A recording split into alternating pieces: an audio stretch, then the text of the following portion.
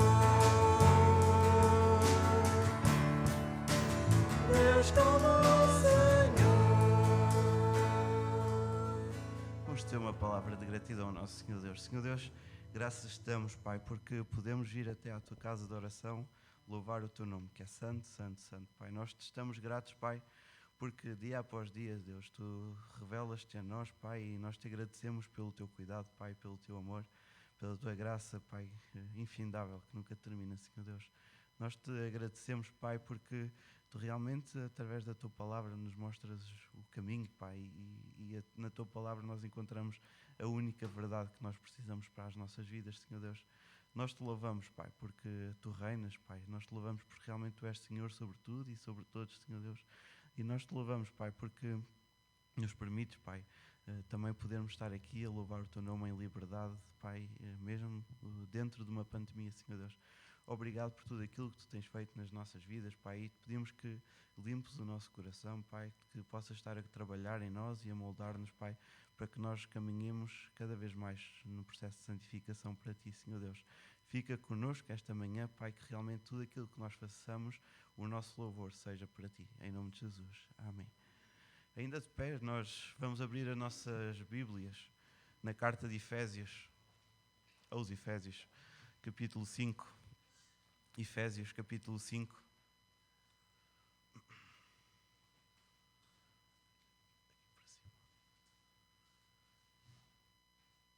Efésios capítulo 5 e vamos estar a fazer a leitura dos versículos 8 até ao 14. Efésios 5, 8 a 14.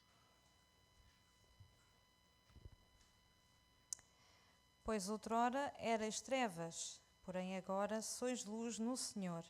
Andai como filhos da luz, porque o fruto da luz consiste em toda a bondade e justiça e verdade, provando sempre o que é agradável ao Senhor.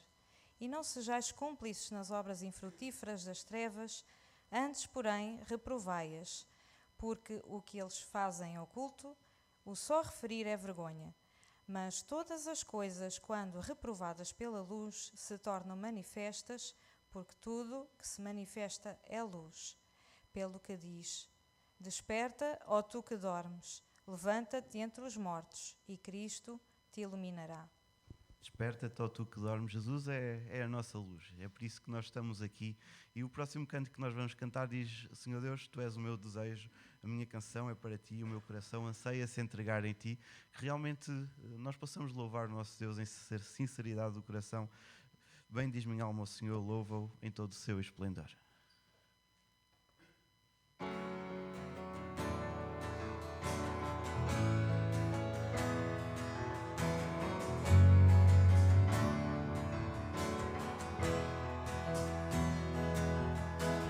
Bem diz minha alma ao Senhor, louva-o em seu esplendor. Nada há como estar em tua presença, ninguém se compara a ti. Luz e conforto me dás,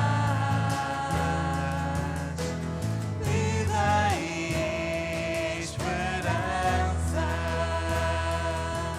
Tu és minha paz, minha segurança, ninguém se compara a ti. O meu desejo és tu, minha canção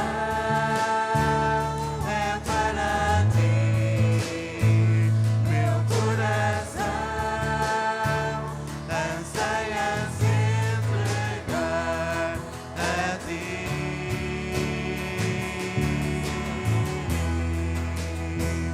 O meu desejo és tu, minha canção é para ti, meu coração anseia se entregar a ti.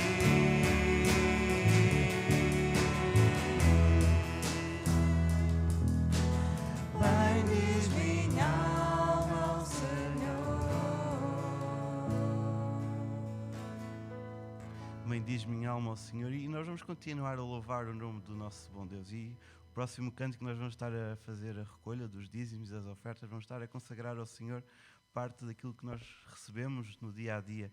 E enquanto o fazemos, nós vamos estar a cantar o cântico que diz: incomparável, Senhor, tu és. Tua voz ressoa como um trovão e as nuvens são o pó dos teus pés. Incomparável, Senhor, tu és. Minha alma está pegada a ti, Senhor, incomparável és. Não há outro Deus como o nosso Senhor, não há outro Deus que merece o louvor e a nossa consagração como o nosso Deus que nós adoramos. Então eu convidar o irmão Rogério, que hoje faz anos, no final do culto podem felicitá-lo, e o irmão Lourenço a ajudarem-nos na recolha dos dízimos e das ofertas.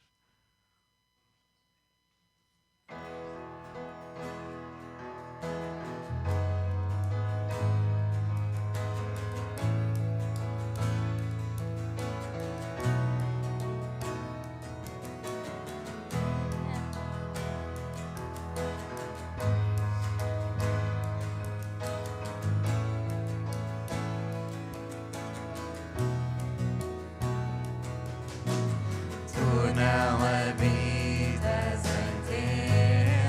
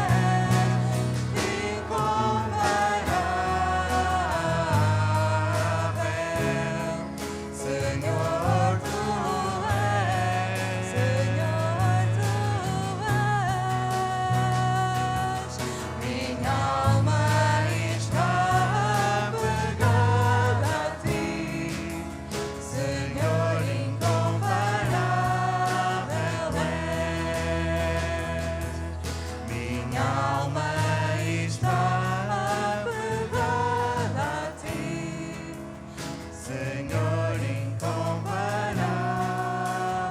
és. Vamos ter uma palavra de oração com o irmão Lourenço.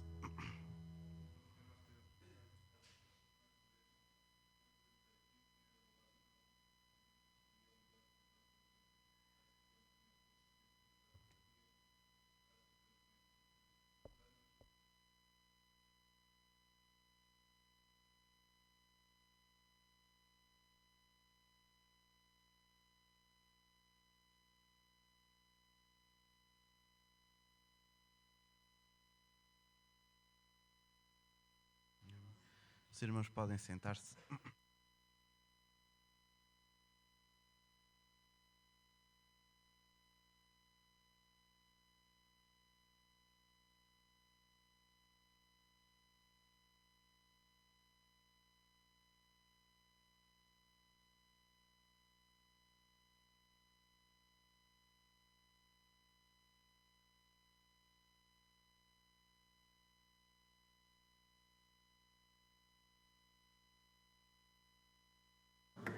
É muito bom estarmos juntos, sempre a servir a este Deus maravilhoso, este Deus incomparável. E eu convido que possamos abrir as nossas Bíblias, Colossenses, capítulo 1. Colossenses, capítulo 1.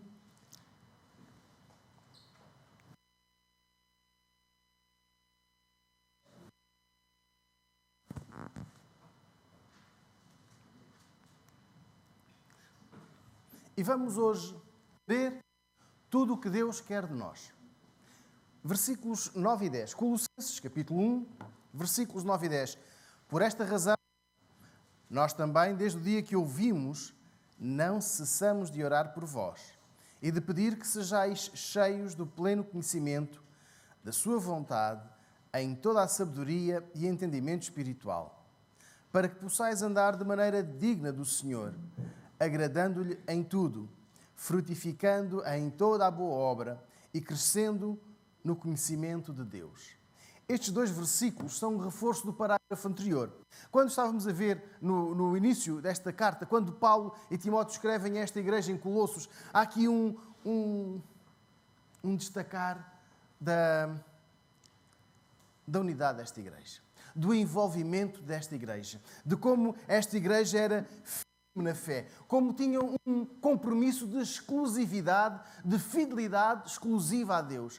Quando falamos de fidelidade, encontramos a igreja de Colossos a dizer: somos fiéis, mas somos fiéis em exclusividade a Jesus. Damos um bom testemunho. E agora há aqui um reforço nesta oração de gratidão pela vida de cada um daqueles irmãos. E nesta oração, nós vamos encontrar 3 aspectos que queremos o que Deus quer de nós. Queremos, olhando para o versículo 11, queremos ser pacientes ou queremos ter paciência. Colossenses capítulo 1, versículo 11. Corroborados com toda a fortaleza, segundo o poder da sua glória, para toda a perseverança e longanimidade com gozo. Esta oração de gratidão que encontramos nestes versículos são uma petição, mas também um desejo de que esta igreja ande sempre viva com dignidade diante do Senhor que a purificou e que esta igreja frutifique.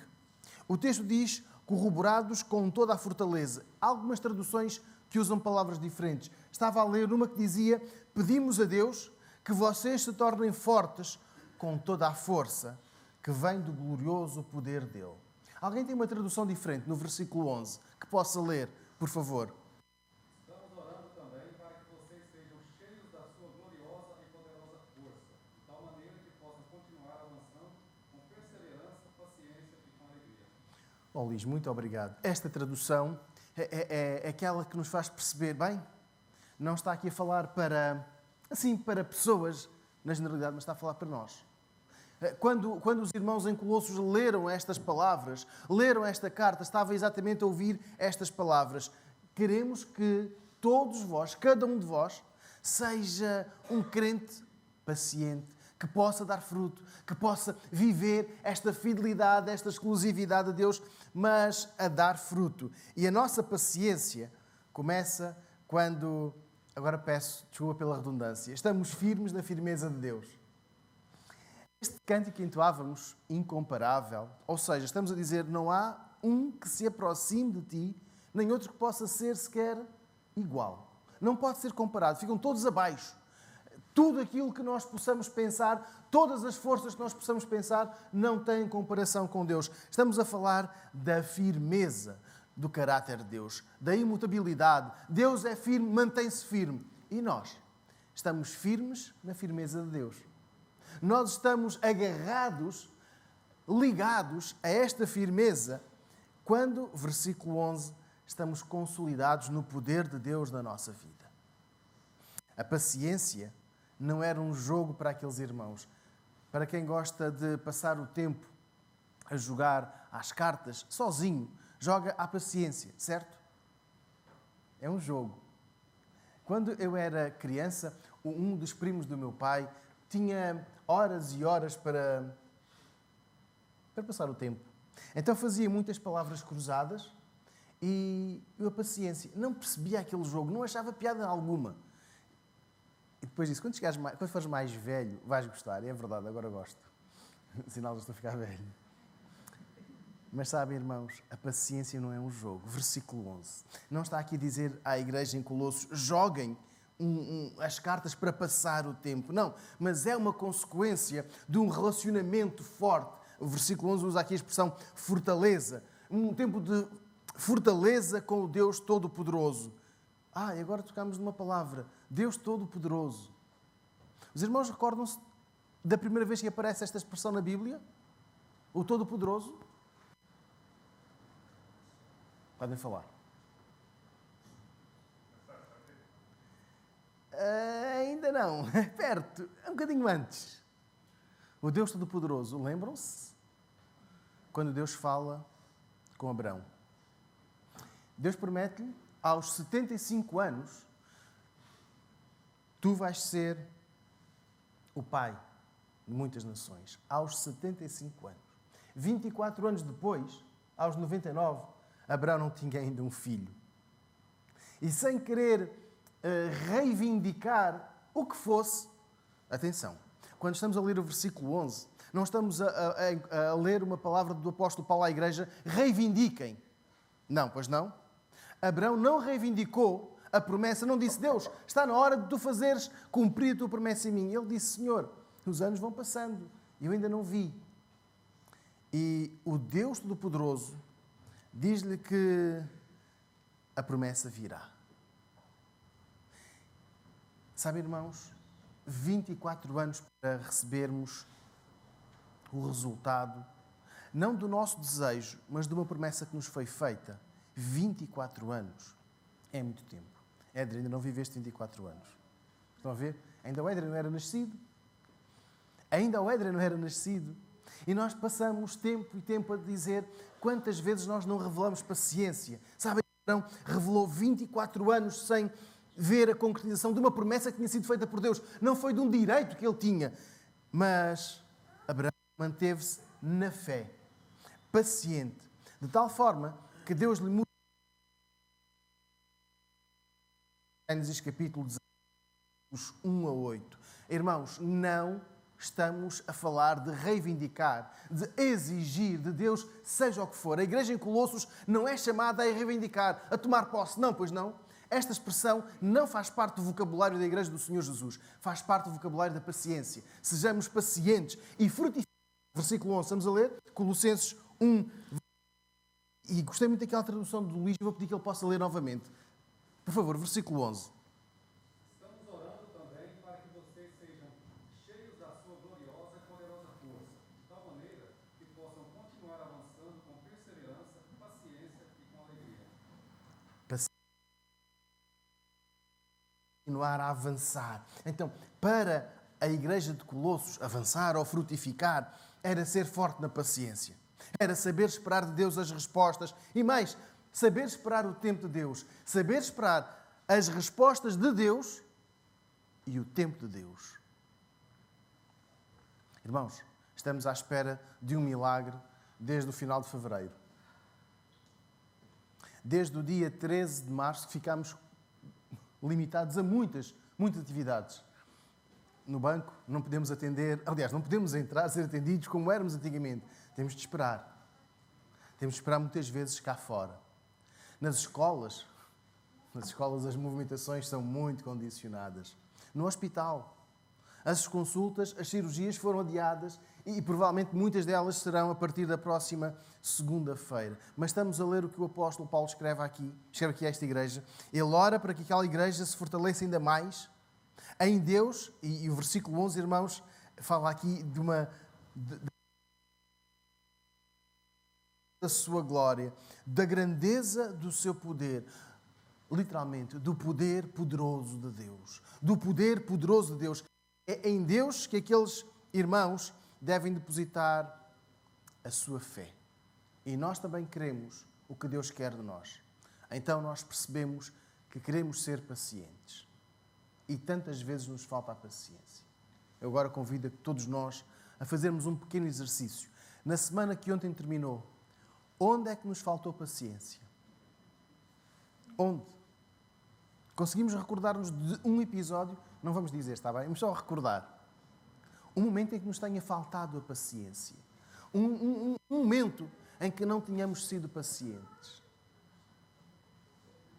E agora vamos olhar para o versículo 11. Senhor, a nossa oração nesta manhã é que, corroborados com toda a fortaleza, segundo o poder da Tua glória, para toda a perseverança e longanimidade com o Senhor, nós queremos ser pacientes, queremos ser o que Tu queres que sejamos. Irmãos, temos muitos exemplos de paciência na Bíblia. Temos também alguns exemplos de pessoas que não foram pacientes na Bíblia. Talvez, pela tradição, a paciência de Jó nos leva a pensar Jó mais paciente. Mas temos o relato também de quem não foi paciente. Quando olhamos para este versículo 11, percebemos que Deus deseja de nós este fruto, a paciência. Que a paciência se torne visível nas nossas vidas, não no culto de domingo, porque aí é muito bom, mas estou a falar no dia a dia, em nossas casas. E às vezes, era bom recebermos uma vacina com uma dose extra para situações tão particulares e nós precisamos de tanta paciência. Pois bem, Deus disponibiliza-nos esta paciência. O Espírito Santo dá-nos, trabalha em nós. É uma consequência do trabalho do Espírito Santo na nossa vida. É o fruto do Espírito. Ele vai moldando. E Deus deseja que nós tenhamos esta força que só Ele é capaz de nos dar. Há alguns de nós que estamos à espera de uma resposta profissional. Estamos à espera de uma resposta que mude a nossa vida em termos de trabalho. Temos de saber esperar por essa resposta. Hoje é o dia de saber esperar. Não é o dia de reclamar, não é o dia de tomar posse, é o dia de saber esperar. Outros estamos à espera de uma consulta ou da cirurgia que foi adiada. Sabem, o irmão Rogério partilhava na quarta-feira que o irmão Carlos Monteiro foi operado na altura certa. Mais uns dias e teria sido adiada a sua cirurgia. Irmãos, temos aqui o casal Fonseca e nós damos graças a Deus porque eles foram operados em um pouco mais de um mês de diferença e foi na altura certa. Saber esperar. Saber esperar. O Walter hoje não está aqui connosco, ele está a melhorar, mas sabem, irmãos, foi operado na altura certa. E a questão de saúde, nós dizemos, pronto, estes irmãos estão. E quantos de nós não temos tido a tal consulta? Ainda não tivemos a tal consulta. Ou foi adiada, estamos à espera. É a altura de saber esperar. É a altura de esperar por essa resposta. Mas não é só da saúde, não é só no trabalho. Nós temos questões particulares, pessoais, familiares, que queremos ver esclarecidas, resolvidas. E é aqui onde o versículo 11 quer chegar. Ser paciente no tempo de culto é muito bom. Aliás, o ambiente que se vive é propício à paciência, é propício ao amor, à alegria, que fala aqui no versículo 11. Porque, estamos a ler o versículo 11, não é uma paciência murmuradora. Diz-nos, para toda a perseverança e longanimidade com gozo. Não é uma paciência murmuradora, mas alegre. Outro fruto do Espírito Santo, a alegria. Então, irmãos, quando nos faltar a paciência, recorramos a Deus. Peçamos a Deus que nos capacite, que nos faça pacientes, mas um paciente alegre. E a paciência fez falta na semana passada. Vai fazer esta semana. Então vamos pedir a Deus que nos dê esta vontade. Eu quero ser o que tu queres para mim. Eu quero para a minha vida o que tu queres. Então eu quero ser paciente. Mas versículo 12 fala-nos de agradecidos pela graça. Sermos agradecidos pela graça de Deus. Versículo 12. Corroborados, isto é o versículo 11. Versículo 12. Dando graças ao Pai que vos fez idóneos para participar da herança dos santos na luz. Deus deseja que sejamos agradecidos por nos ter feito participantes da melhor herança de todas. E este é o pedido do apóstolo Paulo para aquela igreja. Paulo ora por aquela igreja e pede, Senhor, que esta seja uma igreja agradecida pela graça. A doutrina da graça está muito bem explícita na Bíblia. Há um texto que é muito conhecido, está em Efésios, capítulo 2, versículo 8. Pedi um de nós que pudesse ler, ou caso saiba de cor, possa dizer. Efésios 2, 8. Alguém pode ler, por favor?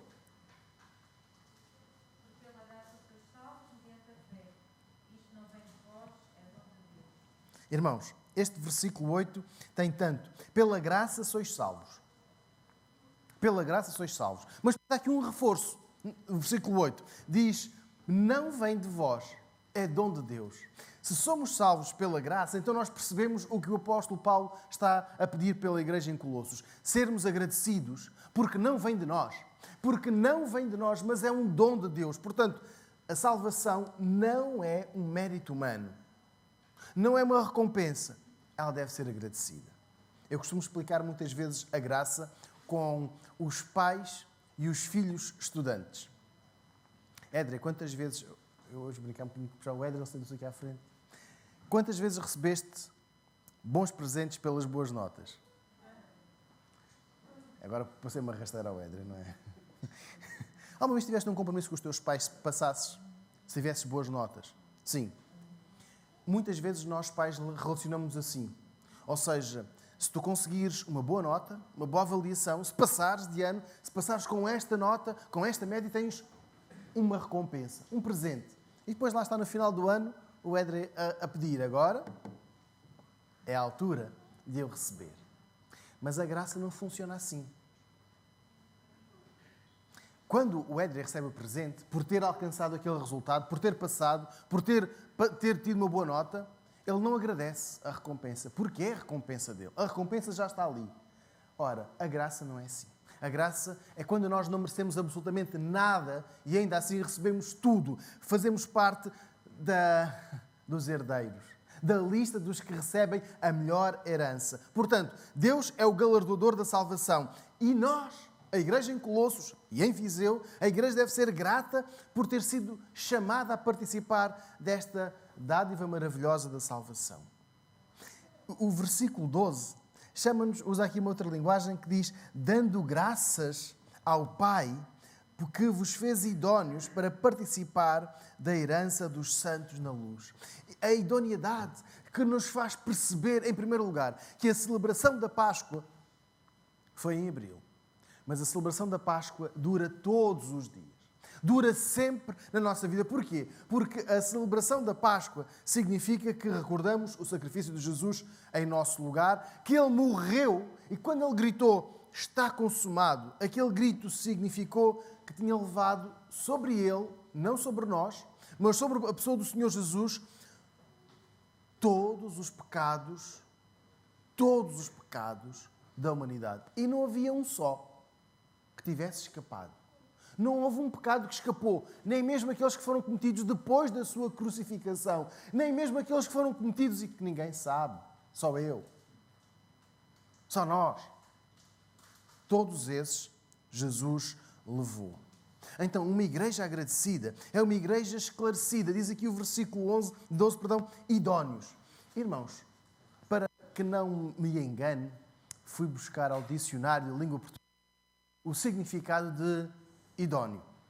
E de acordo com o nosso dicionário, idóneo é alguém conveniente, apto, adequado ou capaz. Então, se nós lermos o versículo, fica assim, dando graças ao Pai que fez de vós, e agora eu vou usar as palavras do dicionário, conveniente, que fez de vós aptos, que fez de vós adequados ou capazes, e terminando o versículo 12, para participar da herança dos santos na luz. Ora, a Igreja sabe que não tem qualquer direito natural a participar da herança de Deus. É verdade. Nós temos direito a uma parte da herança dos nossos pais, dos nossos avós. Ainda que eles não tenham escrito o famoso testamento, ainda que eles não tenham deixado por escrito, nós temos direito, e estamos a falar da lei, temos direito a participar na herança dos nossos antepassados. Mas, versículo 12. Naturalmente nós não tínhamos, mas pela graça nós passamos a fazer parte desta lista dos herdeiros de Deus. Isto é ser esclarecido. Saber que não se merece a salvação, porque, como diz Romanos 3:23, todos pecaram e destituídos estão da glória de Deus. Então, se estão todos afastados da presença de Deus, como podem ser participantes desta herança? Pela graça. O pecado afasta-nos de Deus. Pela graça, Deus leva-nos para a sua presença. E é aqui que entra a nossa gratidão. Irmãos, nós estamos a falar a um Deus maravilhoso. Cantamos, certo? Os irmãos recordam-se. Cantamos a um Deus maravilhoso, a um Deus que cuida de nós, a um Deus maravilhoso, a um Deus incomparável. E é um Deus que merece a nossa gratidão, porque nos tirou do pecado e pela sua graça nos levou para a sua presença. É a graça de Deus que nos salva, só a graça de Deus que nos salva. E por sabermos que não merecemos esta salvação, que estamos em condições naturais para estar afastados de Deus, mas pela sua graça, nós hoje estamos em condições de estar na sua presença. Então nós somos agradecidos. Somos agradecidos por aquilo que Deus faz, por aquilo que Deus faz diariamente em nós. Então, irmãos, pacientes, mas agradecidos. Agradecidos por sermos salvos, agradecidos pela graça, agradecidos porque Deus ainda assim, apesar das nossas falhas, apesar dos nossos pecados, Deus nos ama e Deus quer que estejamos sempre em boa relação com Ele. Se algum dia já fizemos de Jesus o Senhor da nossa vida, a voz de comando, fizemos de Jesus a autoridade maior da nossa vida, se algum dia nos submetemos não só à crença histórica da sua existência, mas se um dia já acreditarmos que Ele morreu em nosso lugar, que Ele ressuscitou, que nós iremos viver para sempre com Ele, então nós hoje podemos ser agradecidos por esta dádiva. A semana começa hoje, mas o mês já começou a semana passada. Quer dizer que estamos muito abonados em termos de dinheiro. Somos dois, Beatriz. Bem-vindo ao clube. Gostamos mais do final do mês. Por que será? Por que gostamos mais do final do mês do que ali do dia 8, 10, 15, 20? Chegamos ao dia 25 e começamos a querer passar as páginas da agenda do calendário por causa do salário.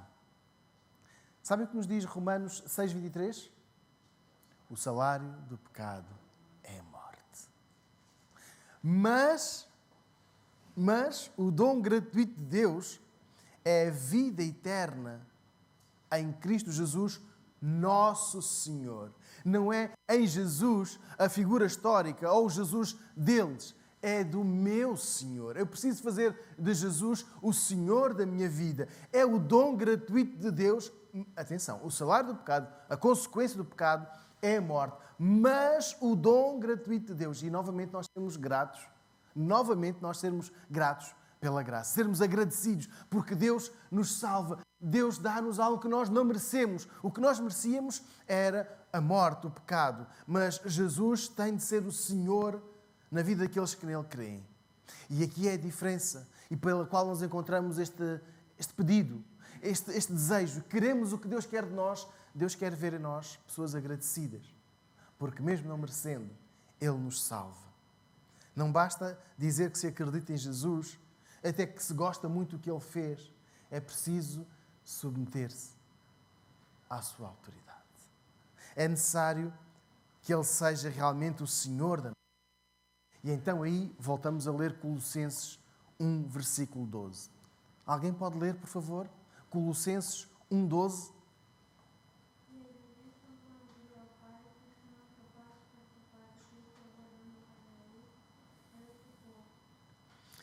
Obrigado. E agradeçam ao Pai, porque agora podem participar deste reino da luz.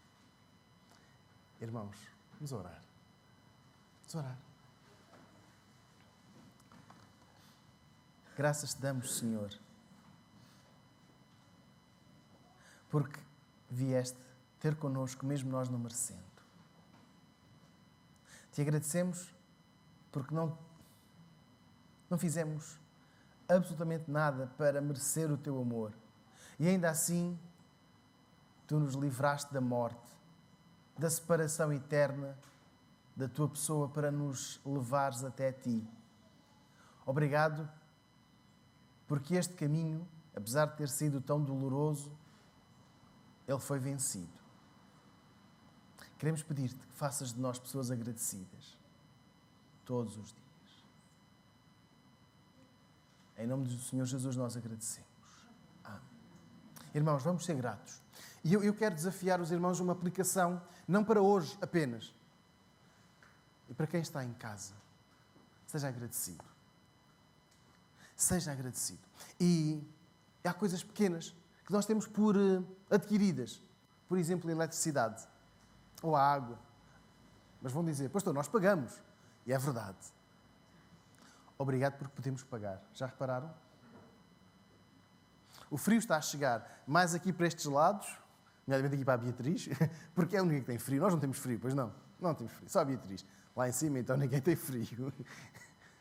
Mas é tão bom poder agradecer a Deus porque temos um agasalho.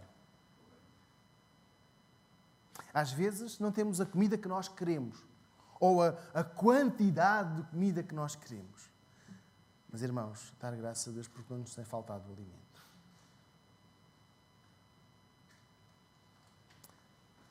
Podíamos continuar a lista? Nós estamos agradecidos. Hoje, em vossas casas, eu desafio, sejam agradecidos. Sejam agradecidos. E dei 3 exemplos, mas os irmãos podem buscar muitos mais. Vamos ser agradecidos. Se hoje fosse o Dia Internacional da Gratidão, vamos imaginar que hoje era o dia, porque há Dia Internacional para tudo, se fosse da gratidão, o que é que os irmãos agradeciam? O que é que nós agradecíamos? Por que é que nós estaríamos gratos? Pela salvação? Pelo perdão? Pela comunhão entre nós? Pelo amor? Pela paciência? Versículo 12. Irmãos, sejamos agradecidos com alegria. Estamos a ler o versículo 12? Com alegria, sem murmuração. Com alegria. Mas Deus deseja que nós que sejamos, versículo 13, livres para amar. E que nos tirou do poder das trevas e nos transportou para o reino de seu Filho amado. Somos livres para amar. A graça, que agradecemos no versículo 12, tirou todos os crentes das trevas e transportou-os para uma liberdade única de amar. Não sei se todas as traduções usam a palavra trevas, no versículo 13. Escuridão. É exatamente o reino escuro. Outra gratidão, nós podemos ter a luz, mas a eletricidade não, a luz espiritual. Estamos a compreender o versículo 13. Deus tirou-nos do mundo das trevas, do reino das trevas, e levou-nos para este versículo 13, usa aqui a expressão, o reino do seu Filho de amor. Nos reporta para o momento em que Jesus foi batizado por João Batista. Este é o meu Filho amado, em quem me comprazo. Não é para o meu reino. Mas nós somos filhos de Deus. Então não é para o nosso reino. Não. Nós queremos uma sociedade mais justa. Queremos agora pegando em Portugal, queremos um país mais de acordo com os princípios bíblicos. E alguns de nós têm se envolvido em movimentos cívicos, em associações, enfim, para de uma maneira ou outra fazer chegar a vontade de Deus, ou pelo menos a nossa compreensão do amor ao próximo e de uma relação social de acordo com os princípios bíblicos, aquilo que chamamos uma sociedade cristã. Chamamos a isto uma sociedade cristã. Mas não é o reino ou não, aliás, não é o Estado, não é uma sociedade cristã que está aqui a falar o versículo 13. Ou seja, nós não somos transportados de uma cidade que vivia em pecado para uma cidade que vive agora debaixo da luz espiritual. Não está, pois não? O versículo 13 está a falar do reino do seu Filho de amor. E quem se torna seguidor de Jesus, os seguidores de Jesus são livres para amar. Os seguidores de Jesus são livres para amar. Saem daquela escuridão onde não há discernimento e agora são livres para amar. Quem escuta, quem recebe Jesus, escuta e recebe o próprio Deus. João 13, 20. Alguém pode ler, por favor? João, capítulo 13, versículo 20.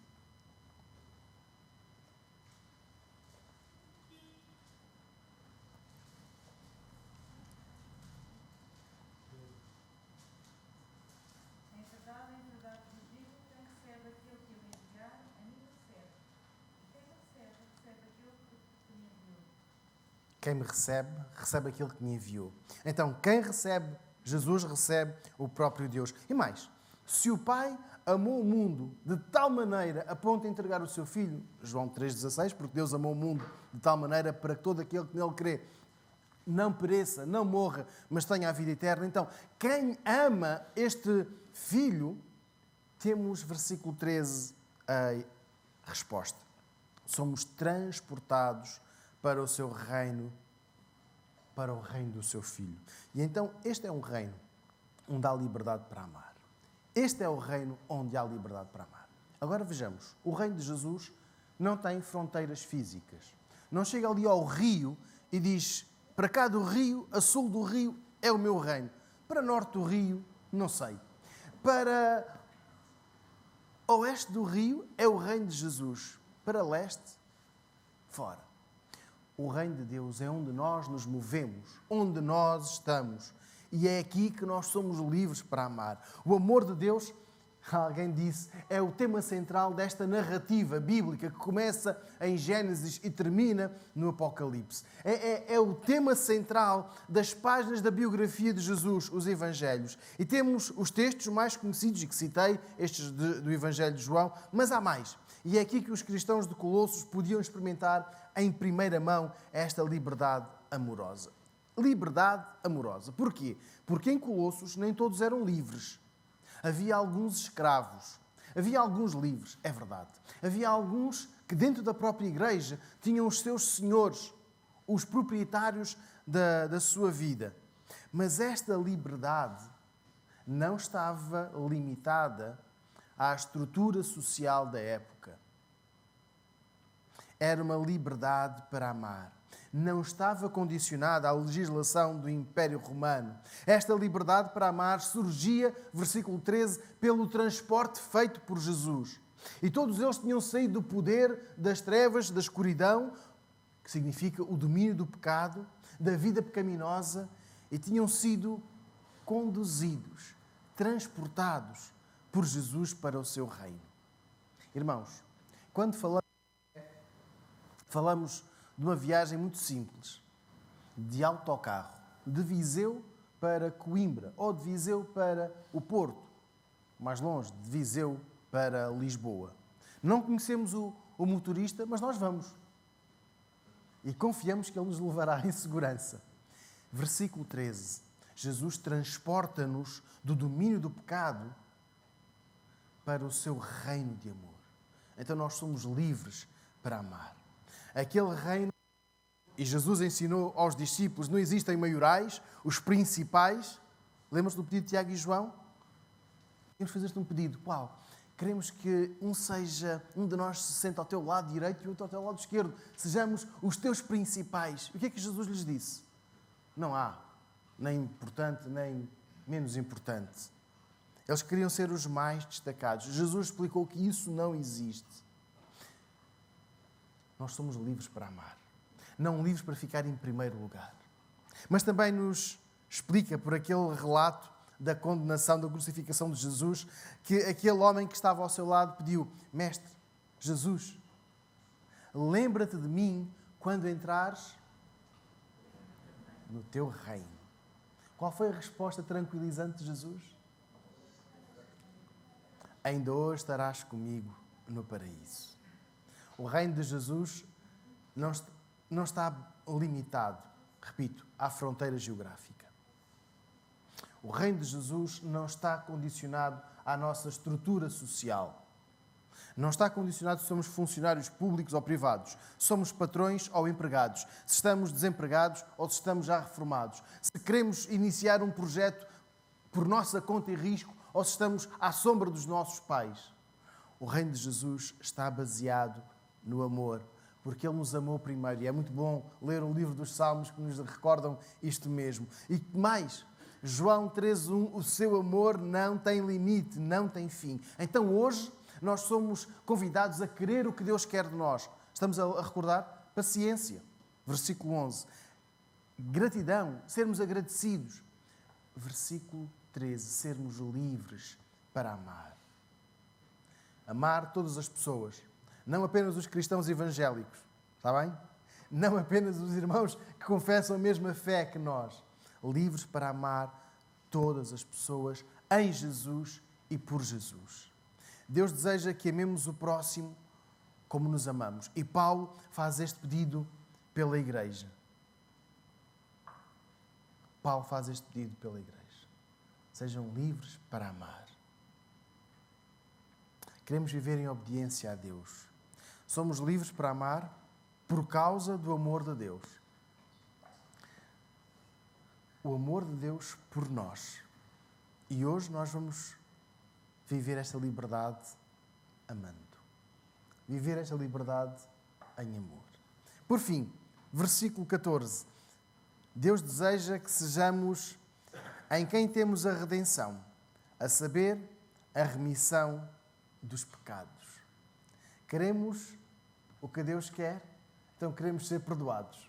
Queremos enfatizar o perdão. Deus deseja que a sua igreja viva o perdão. E o versículo 14 diz, fala aqui a redenção, ou seja, Paulo explica o que é que Deus quer. Eu peço a Deus por vós, para que todos vós possais, versículo 14, em quem temos a redenção, a saber, a remissão dos pecados, que todos nós possamos estar a viver debaixo desta alegria, desta gratidão, de estarmos livres do pecado. Paulo pede a Deus que a igreja de Colossos experimente esta verdade. A sua oração é para que a igreja seja agradecida por ter sido transportada da escuridão, seja tenha sido removido do poder do pecado para o reino de Jesus. E neste reino há perdão. Há perdão pelo sacrifício de Jesus. A semana passada celebrávamos a ceia. E eu quero reforçar aquilo que disse na semana passada e que direi sempre. A ceia é um memorial. É um memorial do perdão que nós temos em Jesus. O sacrifício que Ele teve, que Ele sofreu, foi para a nossa alegria, para o nosso bem. Então nós queremos estar a agradecer a Jesus pelo perdão. Queremos agradecer pelo seu corpo, recordar o seu corpo, o seu sangue, porque estamos debaixo da mesma confissão, porque cremos, acreditamos no mesmo, que aquele pão é pão, que aquele vinho é vinho, mas que nos transportam para o reino do perdão.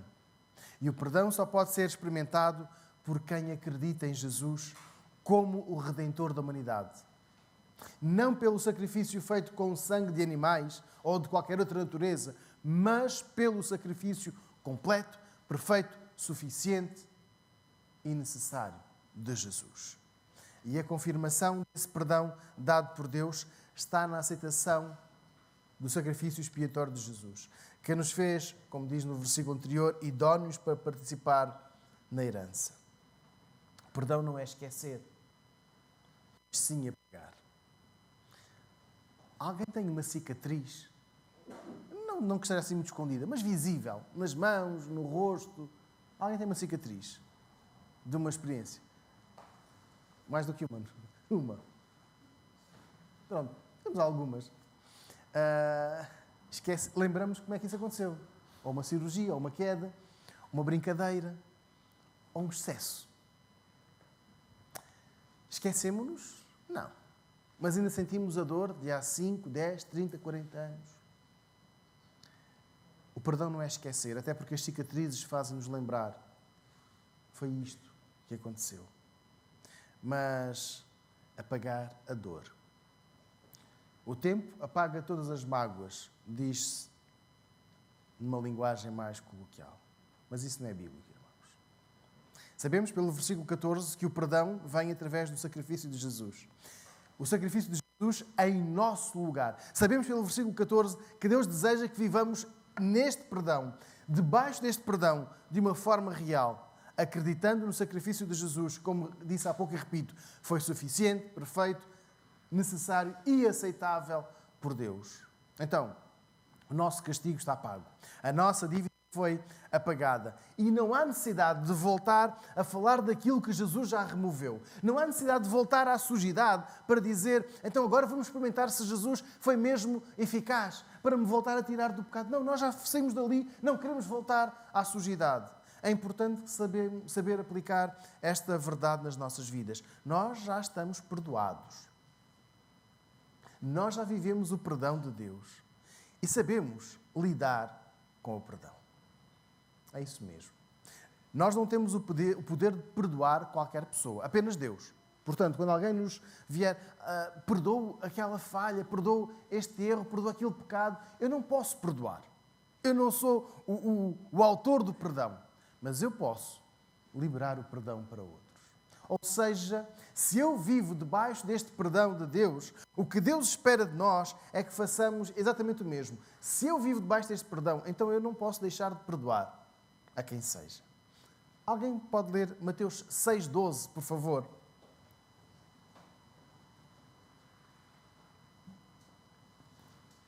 Mateus, capítulo 6, versículo 12. Alguém pode ler, por favor?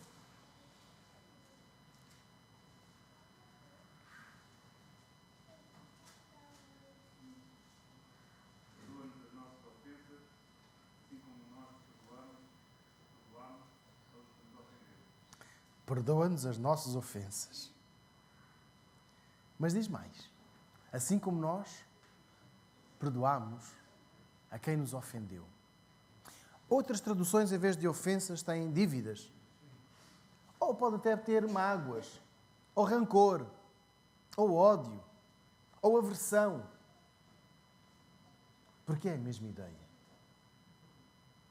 É aquilo que nos magoa, é aquilo que nos afasta, aquilo que nos impede de querer estar até na mesma sala com outra pessoa. Isto significa que há uma identificação, aquilo que Jesus nos diz aqui em Mateus 6,12, há uma identificação entre o perdão que recebemos de Deus e o que também vivemos com outras pessoas.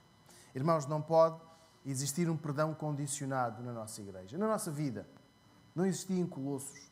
Ou seja, se eles foram removidos do reino da escuridão, das trevas, para o reino da luz, para o reino do amor de Jesus, não pode haver ainda limite ou barreira ao perdão. Pessoas a quem nós não queremos perdoar. Pode dar-se o caso de pessoas nunca vir, nenhuma delas vir ter connosco e dizer eu peço desculpa irmão, peço desculpa irmã porque a magoei, porque a ofendi, porque fiz algo que não devia. Como ele não veio falar comigo, eu não perdoo. Todos temos os pecados perdoados por Jesus. Então nós não podemos desperdiçar a oportunidade de perdoar. Eu vou pedir, até porque a hora já está avançada, que leia o versículo 14 em sua casa. Que, olhando para aquilo que Deus quer de nós, o que é que Deus quer de nós? Em quem temos a redenção, a saber, o perdão, a remissão dos pecados, eu vou convidar que em nossas casas possamos perguntar: será que eu quero tudo o que Deus quer para a minha vida? Então eu tenho de perdoar alguém. Fazer um exercício. Versículo 11. Estamos a ler? Estamos a pegar aquilo que Deus quer para nós? Versículo 11. Que sejamos pacientes.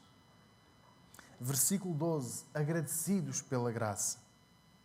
Versículo 13. Que sejamos pessoas que vivem o amor. Versículo 14. Queremos ser pessoas que perdoam. Se alguém ainda não nos procurou a pedir perdão, e nós não perdoamos, porque esta pessoa não veio ter comigo, nunca manifestou qualquer arrependimento, eu quero desafiar a que se recorde quem veio ter consigo. Jesus. Isso mesmo. Ele veio ter connosco. Ele veio oferecer-nos o perdão. Então, queremos tudo o que Deus quer de nós. Queremos viver isto. Vamos orar. Pai de amor,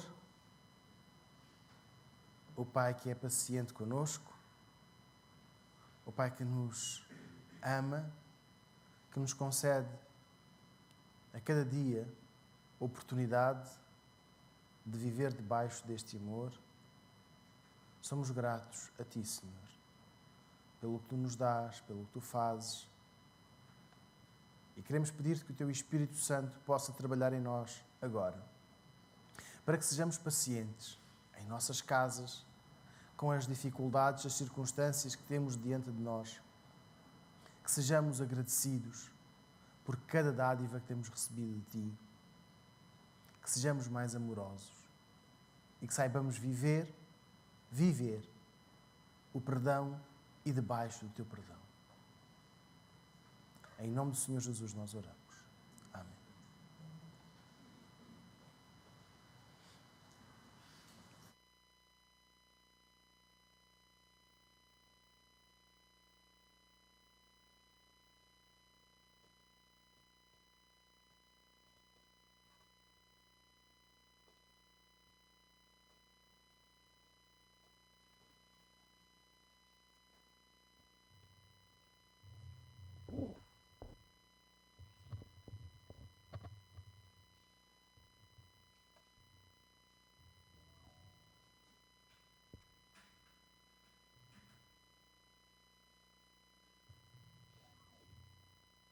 Mesmo sentados nos nossos lugares, nós vamos terminar o nosso ato de culto com uma oração. Uma oração cantada que diz: reina em mim, reina em mim, reina em mim. Que realmente o poder de Deus faça sentir na vida de cada um de nós e que realmente nós possamos estar predispostos a seguir a sua vontade.